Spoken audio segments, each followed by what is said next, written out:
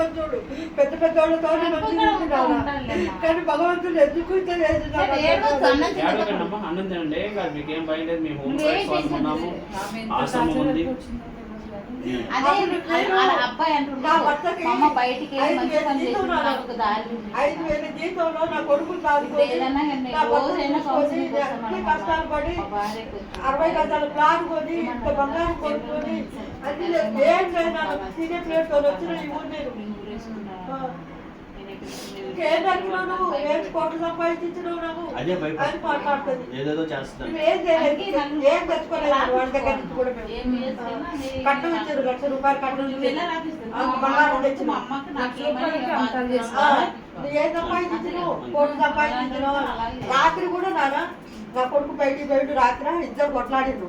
నేనన్నా మందిని గురించి మీరెందుకు కొట్లాడతారు, ఇద్దరు మంచిగా కలిసిమెలిసి ఉంటే ఒక పిల్లవాడు ఉన్నాడు పండుగకి, మీరెందుకు కొట్లాడతారా అని అన్నాను. లోన్కి వచ్చిన వాడికి వెళ్ళిపోయిన తర్వాత కూర్చుంది.